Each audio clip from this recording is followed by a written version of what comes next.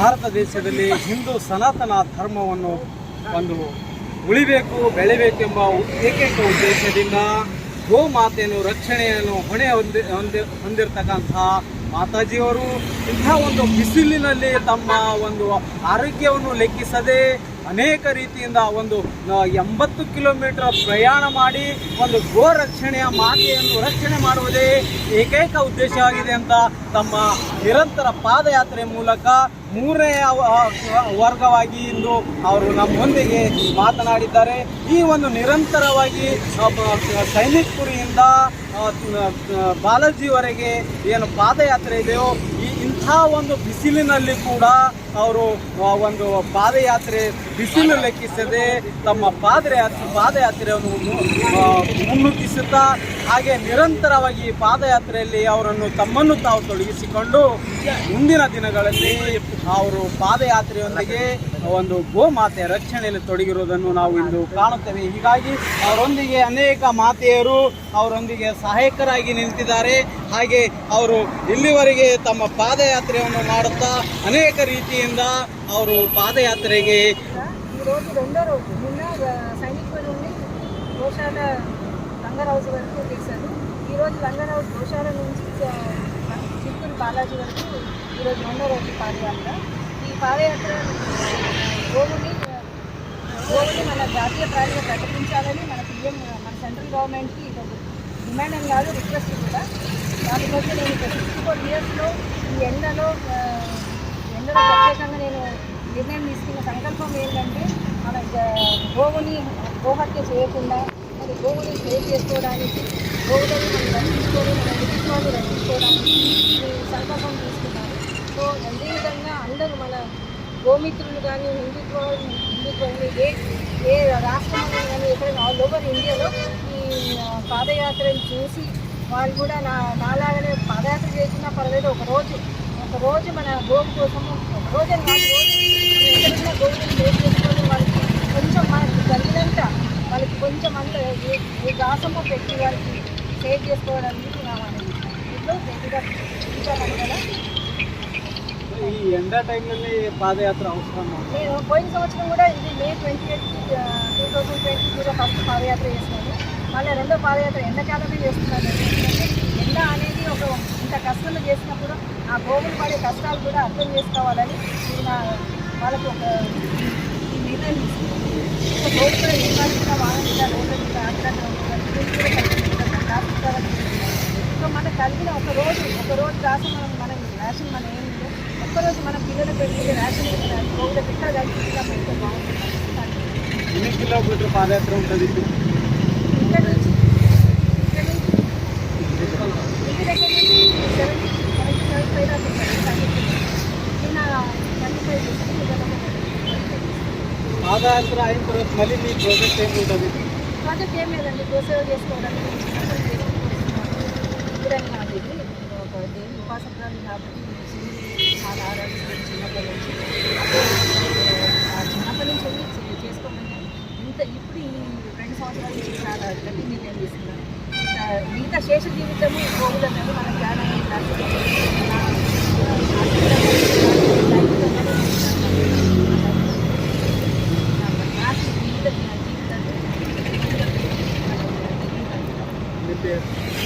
కొమ్మచ్చి దేవిక కనుక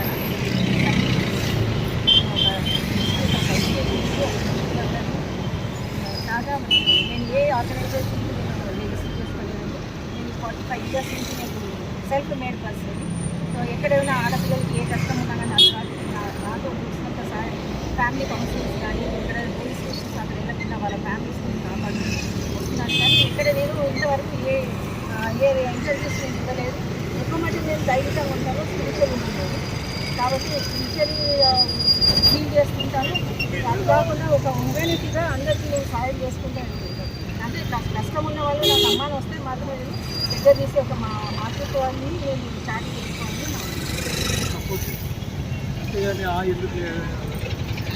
నిస్వార్థమైన సేవ చేస్తుంది. నాకు ఇది పదవులు దొరుకుతుంది కానీ అది ఏం లేదు. ఒక మంచి చేస్తే ఉపయోగపడుతున్నారు ప్రోత్సాహం అయిపోయి వాళ్ళు కూడా చేస్తే బాగుంటుంది. యువత చేస్తే మంచిది నమ్మకం. ఆ ఉద్దేశంతో మీరు ఏమైనా లవర్ చేయండి. మూడో పాదయాత్ర చేయండి. పచ్చమంది 40,000 సంవత్సరాలు నడుస్తుంది. ఎవరు నడుస్తుంది ఎవరైతే నాకు మాత్రం కానీ నాకు ఊహించి అందుకే వెనక గారేసి నడుస్తుంది. అయితే అలా చేయండి. సో అందరూ దీన్ని ప్రోత్సహించాలి. ఎవరి దగ్గర నా కష్టాతీతంతో ఈ సేవ చేస్తున్నాను. ఇంకే మానవ సేవ కూడా చేస్తున్నాను. ఒక ఆడపిల్ల అత్తగారింట్లో ఒక కష్టాలు పడుతుంది అని చెప్తే అక్కడ వెళ్ళి పర్సనల్గా వెళ్ళి మాట్లాడడం జరుగుతుంది. వాళ్ళ హస్బెండ్ కొడుతున్నారంటే వాళ్ళని సేవ్ చేసి వాళ్ళకి ఒక కౌన్సిలింగ్ ఇచ్చి వాళ్ళ లైఫ్ అంటే ఏంటి, భార్యాభర్తల విశేషం, ఫ్యామిలీ లైఫ్ ఏంటి అనేసి ఎక్స్ప్లెయిన్ చేయబడుతుంది. మోటివేషన్ క్లాసెస్ కొన్ని కోర్టుల దగ్గర కూడా వెళ్ళి పర్సనల్ వెళ్ళి ఈ కోర్టు వెళ్ళి బదులు టైం వేస్ట్ కదా అంతగా మనం రోడ్ బయట మాట్లాడితే అందరికీ కూడా కొన్ని కేసెస్ చేసుకుంటారు. కొన్ని మన పర్సనల్గా ఏదైతే చెప్తుందో మన పర్సనల్ లైఫ్ కూడా వేరే బాధపడొద్దనే ఉద్దేశంతో నేను కూడా కష్టపడి వచ్చిందని.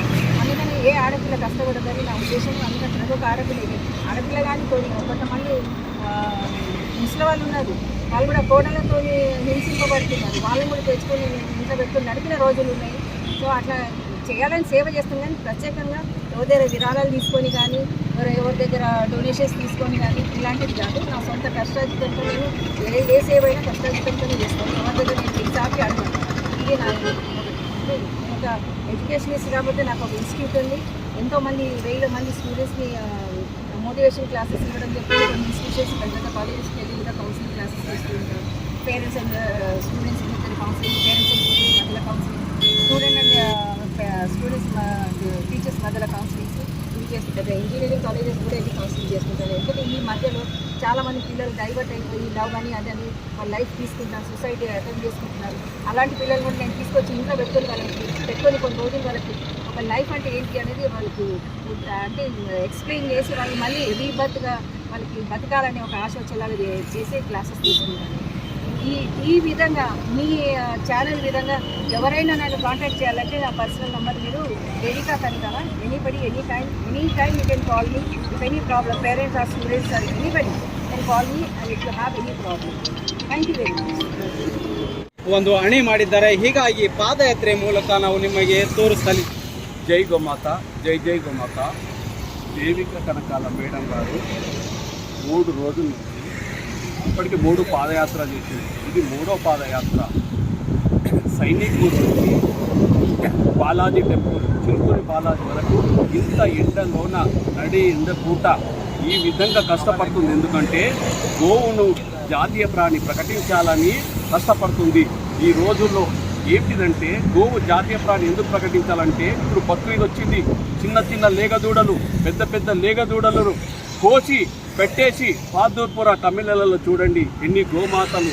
మన వ్యవసాయానికి కూడా చేసుకుంటే దొరకని అట్లాంటి గోమాతలను కట్ చేస్తున్నారు. ఆ యొక్క దాని గురించి అని మాత ఈ బాధ చూడలేక ఇప్పటి వరకు 3 పాదయాత్రలు చేసింది. ఒకటి కీసరగుట్ట చేసింది, ఇంకొకటి చార్మినార్ చేసింది, ఇప్పుడు చిలుకూరి బాలాజీ వరకు మాతాగారు చేస్తున్నారు. ఆ మాతకు మాతలందరూ సపోర్ట్ చేస్తున్నారు. ఒకటి గోమాతను జాతీయ ప్రాణి ప్రకటించాలని మాత యొక్క జై గోమాత, జై జై గోమాత.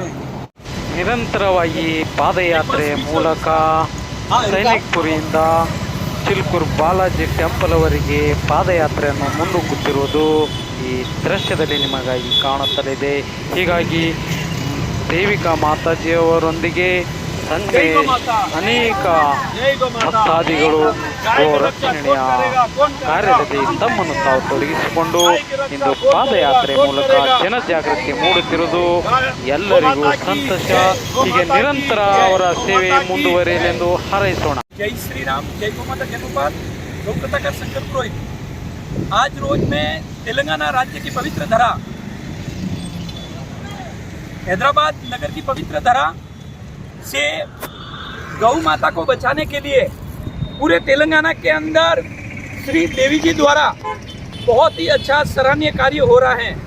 गौ माता को राष्ट्रमाता का सम्मान मिले, गौ माता की रक्षा हो और पूरे तेलंगाना के अंदर अवैध तरीके से जो भी गौ की हत्या हो रही है वो हत्या रुक जाए, इसलिए आज हैदराबाद से चिरपुर बालाजी यहाँ पैदल यात्रा लोगों को गौ माता का संदेश देने के लिए ये यात्रा निकली है। और मैं श्री देवी जी का बहुत बहुत धन्यवाद देता हूँ, जो बहुत सालों से गौ माता को बचाने के लिए प्रयत्नशील हैं और हर गांव के अंदर जाकर, हर कस्बे के अंदर जाकर गौ माता के बारे में जागरूकता ला रहे हैं। गौ बचेगी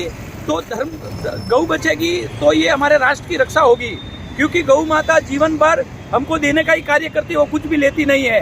क्योंकि गौ माता के मूत्र से कैंसर रूपी बड़ी बीमारी मिटती है।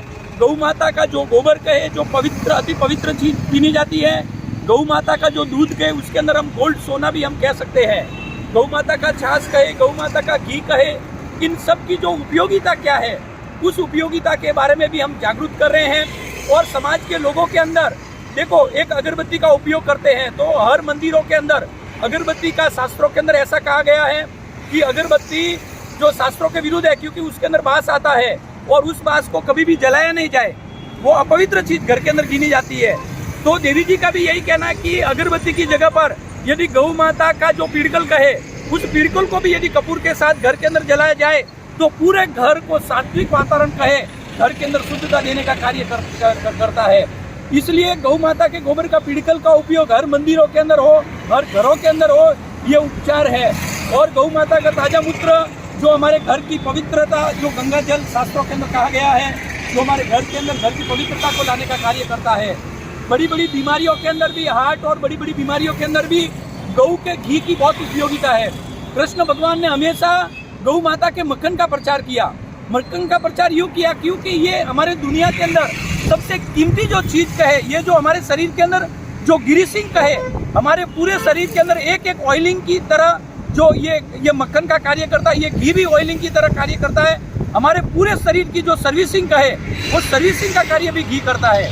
इसलिए इस यात्रा का हमारा उद्देश्य यही है, हर घर के अंदर गौ माता का प्रचार हो, पंचगव्य का प्रचार हो, गौ माता के प्रति लोगों के हर घर के अंदर जागरूकता है और वो गौ माता से जुड़े।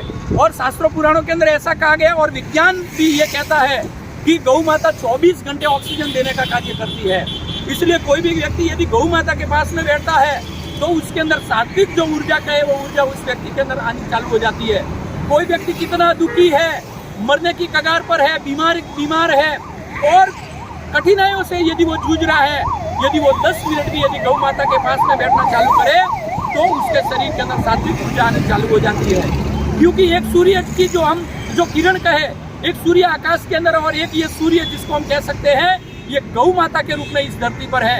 इसलिए सूर्य का डायरेक्ट कनेक्शन गौ माता के सिंह के अंदर जुड़ता है और गौ माता के यहाँ जो खुद होती है, उस खुद के अंदर डायरेक्ट कनेक्शन जुड़ता है। इसलिए जो गौ माता के साथ में जुड़ जाता है, वो डायरेक्ट भगवान की जो शक्ति कहे, जो ऑक्सीजन हमको चाहिए, वो शक्ति हमको मिलने का कार्य करती है। तो मैं देवी जी का बहुत बहुत आभार व्यक्त करता हूँ कि आप बहुत वर्षों से आप समाज के अंदर, हर गांवों के अंदर जाकर आप गौ माता के प्रति जागरूकता का कार्य करते हैं। गौ माता बहुत शक्ति दे और इसी तरह इस कार्य को आप आगे बढ़ाते रहे। जय श्री राम, जय गौ माता। गौ माता की जय, गौ माता की जय, गौ माता की जय, गौ माता की